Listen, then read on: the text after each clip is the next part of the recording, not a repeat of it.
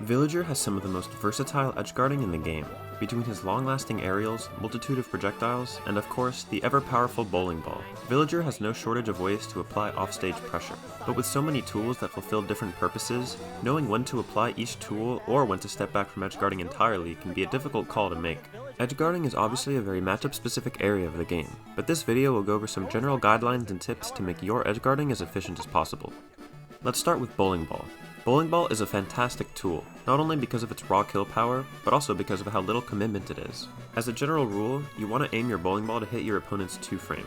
Many characters have invincibility on parts of their up B or hitboxes that can neutralize Bowling Ball, so going for a 2-frame is a universal way to hit anyone recovering from below. This move can completely define matchups against characters that Villager would otherwise have a hard time killing, but it has more counterplay than it may seem.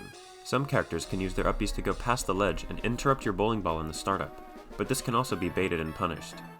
Another common scenario is characters recovering around your bowling ball instead of going straight to ledge. Be aware of when your opponent is mixing this in, since you can cover it by slightly delaying when you release bowling ball, turning it into somewhat of a 50-50. Of course, bowling ball doesn't work in every situation. If the opponent still has their jump, opts to recover high, or recovers without a 2-frame, they can mix up in ways where bowling ball just isn't worth it. So let's explore some other options. Villager's down air is pretty big and lasts for 16 frames, making it a reliable tool against offstage stalling, recovery moves with a lot of startup like Fox up B, or recoveries with limited hitboxes. The spiking hitbox is obviously deadly, but even getting the late hit can push your opponent too far to make it back or straight up combo into a kill. If you're gonna aim for the spike, I'd recommend doing it in a way where you can make it back to stage by double jumping back, because down airing off stage can be extremely committal. If you go deep with it, it should be against characters who are basically a sitting duck that you can hit confidently. Villager's Nair is also a great tool for similar reasons.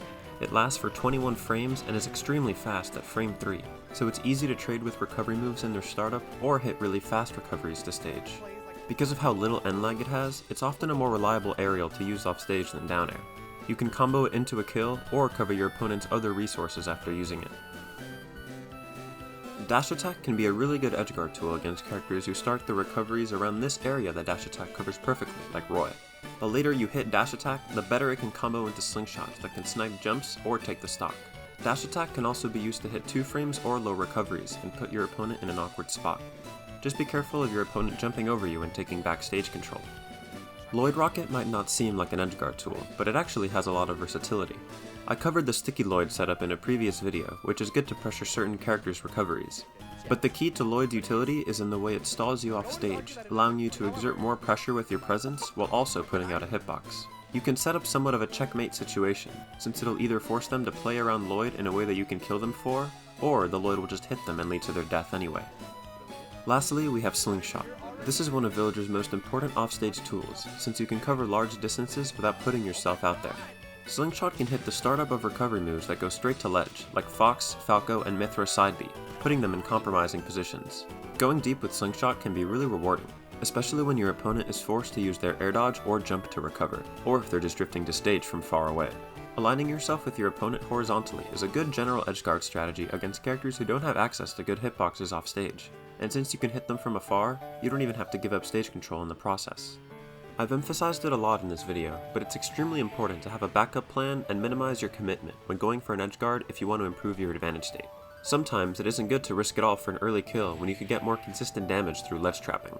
You won't always have the time to attempt an edgeguard and set up a ledge trap, and the decision whether to do one over the other is complex and dependent on matchup and context. The more you play out and analyze these situations, the more your advantage state will improve. Every character's recovery is different, so if you're interested in figuring out edgeguard plans against a specific character, I'd recommend looking closely at the hitboxes on their recovery moves. You might be surprised at what you find. That's about all I have for this one. Subscribe to the channel for more informative Villager content, or to free me from the Sisyphean prison of being infinitely jabbed across Bridge of Elden.